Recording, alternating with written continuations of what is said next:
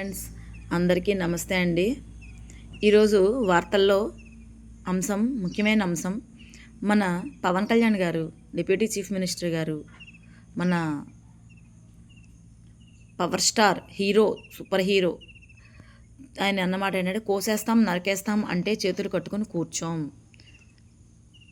వైకాపా తాటాకు చప్పుళ్లకు బెదిరే వాళ్ళెవరూ లేరిక్కడ. సినిమాలు చేస్తున్నానని నన్ను విమర్శిస్తారా? వాళ్ళలా పత్రికలు, టీవీలు, సిమెంట్ ఫ్యాక్టరీలు, బినామీ వ్యాపారాలు లేవు. వైకాపా నేతలపై ఉప ముఖ్యమంత్రి పవన్ కళ్యాణ్ మండిపాటు. అవునండి, మీకు ఏ వ్యాపారాలు లేవు, మీకు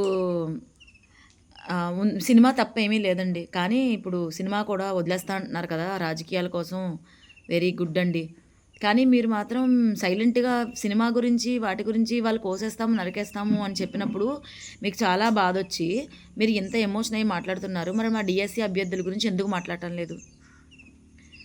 ఎందుకు మౌనం వహిస్తున్నారు? ఎప్పుడో జూన్ కల్లా ఇచ్చేస్తాం పోస్టింగ్లు అన్నారండి. మేలో ఎగ్జామ్ పెట్టేస్తాము, జనవరి కల్లా నోటిఫికేషన్ ఇచ్చేస్తాము, మేలో ఎగ్జామ్ పెట్టేస్తాము, మే 2వ వారానికల్లా జూన్లో అయ్యా కొత్త టీచర్ పోస్టులు ఉంటారు పాఠశాలలో అని చెప్పారు. అదేం చేయలేదు. ఏం తీసుకొచ్చారు తర్వాత? సిలబస్ అనేది ఒకటి ఇచ్చారు. సిలబస్ ఇచ్చిన వెంటనే ఒక వారానికో ఎప్పటికో ఎస్సీ వర్గీకరణ అనేది తెర మీదకి తీసుకొచ్చారు. ఇప్పుడు ఎస్సీ వర్గీకరణ ఎగ్జామ్ అయ్యాక చేసుకోవచ్చు కదా. డిఎస్సి ఒక్కదాని గురించే వర్గీకరణ వచ్చిందా మీకు? అప్పటి వరకు ఎందుకు గుర్తు రాలేదు? సంవత్సరం బట్టి వర్గీకరణ గుర్తు రాలేదా? తీసుకొచ్చారు. మళ్ళీ టైం సరిపోలేదని టైం ఇచ్చారు. అలా అని చేస్తే ఏ అభ్యర్థులకైనా 7 ఏళ్ళు బట్టి నోటిఫికేషన్ లేదు కాబట్టి ఇదైనా సరే ఇప్పటికైనా సరే వేస్తారో లేదో తెలియట్లేదు, మా ఉద్యోగాలు వేరే చేసుకోకపోతే మా పరిస్థితి ఏంటి అని చిన్న ఉద్యోగాలు చేసుకునే వాళ్ళు చాలామంది ఉంటారు కదా. మరి వాళ్ళ పరిస్థితి ఏంటి?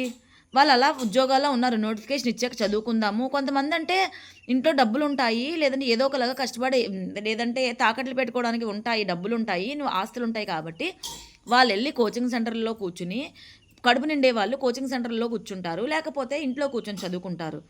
అదే పిల్లల్ని పోషించుకోవాలి అనుకునే వాళ్ళు ఇవన్నీ అవ్వదు కదా. వాళ్ళు వెళ్ళి చచ్చినట్టు ఉద్యోగం చేసుకుని రావాలి. సాయంత్రానికల్లా పిల్లలకి అన్నం పెట్టాలి, లేకపోతే గడవదు. అలాంటి వాళ్ళందరి గురించి ఆలోచించాలి కదా. అప్పుడు టైం ఇవ్వాలి కదా, మినిమం 90 రోజులనే ఇవ్వాలి కదా. ఇవ్వకపోగా 45 రోజుల్లో అన్నారు. పారదర్శకత లేదు, నార్మలైజేషన్ తీసుకొచ్చేశారు. నార్మలైజేషన్ ఏంటండి? అదే సబ్జెక్ట్లోంచి ఇస్తావు కదా, ఇది తక్కువ అది ఎక్కువ అని ఎలా చేసేస్తారు మీకు మీరే? అసలు గ్రూప్ 2 వాళ్ళకి 1,00,000 మందికి ఒకే సింగిల్ ఎగ్జామ్ పెట్టిన మీరు డిఎస్సి వాళ్ళకి ఒక్కొక్క సబ్జెక్ట్కి ఒక్కొక్క రోజు ఎగ్జామ్ పెట్టలేరా? ఆఫ్లైన్ ఎగ్జామ్ పెట్టలేరా? ఆఫ్లైన్ ఎగ్జామ్ పెడితే మీకు ఈ గోల్ ఉండదు కదా, నార్మలైజేషన్ గోల్ ఉండదు, పారదర్శకత గోల్ ఉండదు, ఏం ఉండదు కదా. ఎవరు పెట్టిన ఆన్సర్లు వాళ్ళకి తెలుస్తాయి, కార్బన్ ఉంటుంది, అన్నీ ఉంటాయి కదా. దీని గురించి మీ నోరు ఎందుకు తెరవట్లేదండి? పాపం ఫిష్ వెంకట చచ్చిపోయాడండి. అతనికి ఏమన్నా చేశారా సార్? అంటే నాకు తెలియక అడుగుతున్నాను. అంటే అతను చచ్చిపోయిన వాళ్ళు మాట్లాడలేరని అతనికి ఏమీ హెల్ప్ చేయలేదా సార్? మీరంటే మాకు చాలా అభిమానం అండి. ఎందుకంటే జనసేనని మెంట్లెక్కిపోయాం. కానీ ఇక్కడ చూస్తే మీరు సినిమాల గురించి తప్ప ఇంకేం మాట్లాడలేదు. మేము కూడా తాట తీసేసి మూల కూర్చోబెడతాం, వాళ్ళు కోసేస్తాం నరికేస్తాం అంటే మేము కూడా చేతులు కట్టుకుని కూర్చోం, తాట తీసి మూల కూర్చోబెడతాం అని చెప్పడం తప్ప ఇంతకు మించి ఏం లేదు. అతను ఏ సినిమా డైలాగులు చెప్పాడో కాపీ కొట్టి మీరు అవే సినిమా డైలాగులు చెప్తున్నారు మాకు ఇక్కడ. ఇవి కాదండి మాకు కావాల్సింది. తప్పలేదు, ఎవరి వృత్తి ధర్మం వాళ్ళు, మీ సినిమాలు మీరు చేసుకోండి, ఎవరు వద్దని చెప్పట్లేదు. కానీ ప్రజల గురించి కూడా మాట్లాడాలి కదండి. మీకు ఓట్లేసిన మాలాంటి వాళ్ళ గురించి మాట్లాడాలి కదా. ఎందుకు మాట్లాడలేదు సార్? డిఎస్సి వాళ్ళు ఏమన్యాయం చేశారండి? కేసులవన్నీ బుట్టదాఖలు చేశారు. అంటే పారదర్శకత ఉందంటారా? సినిమా రేట్లు పెంచుకోవాలి అని చెప్పి ఇంత కష్టపడి మీరు లెటర్లు ఇచ్చిన మీరు డిఎస్సి వాళ్ళ పరిస్థితి ఏంటి? సరేనండి, ఓకే, డిఎస్సి గురించి మీరు మాట్లాడొద్దు. ప్రైవేట్ స్కూల్లో కూడా జీతాలు పెంచాలని మీరు తీసుకురావాలి కదా, జీవో పాస్ చేయాలి కదా, మినిమం శాలరీ ఇంత ఇవ్వాలి ప్రైవేట్ స్కూల్స్లో అని చెప్పి తీసుకురావాలి కదండి. సినిమా రేట్లు పెంచాలి, మీకు కోట్లు రావాలి, మీకు డైరెక్టర్లకి అని రేట్లు పెంచాలి, సిబ్బంది బాగుపడాలి అనుకున్న మీరు, సినిమా పరిశ్రమ బాగుపడాలనుకున్న మీరు మీ వృత్తి గురించి, మరి ప్రైవేట్ స్కూల్లో టీచర్లకి మీకు తెలుసా సార్? లోయర్ సెక్షన్కి చెప్పే టీచర్లకి ఒక్కొక్క స్కూల్ అయితే 3,000 4,000 జీతం అండి. కూలి పనులకి వెళ్ళినా కూడా వస్తాయి ఎక్కువ. చదువుకుని కూలికి వెళ్ళలేరు, ఏం చేయలేరు. 4,000 5,000 వాళ్ళకి వచ్చే జీతాలండి, మీకు తెలీదు. వీటి గురించి మాట్లాడండి సార్. చాలా ప్రైవేట్ స్కూల్స్ ఉన్నాయి. కనీసం మినిమమ్ ఇంత జీతం ఇవ్వాలని చెప్పండి సార్. ఆ ప్రైవేట్ స్కూల్‌లో టీచర్స్‌ని మళ్ళీ ఎలా వాడుకుంటారు? సాయంత్రం ఈవినింగ్ సెషన్స్ అంటారు. ప్రైవేట్ క్లాసులు అంటారు. అవన్నీ చేసుకొని వాళ్ళు సాయంత్రం ఎప్పుడో ఎళ్తారండి ఇంటికి. 7:00, 8:00కి ఎళ్తారు. ఉదయాన్నే 8:00కల్లా స్కూల్‌కి అటెండ్ అవ్వాలి.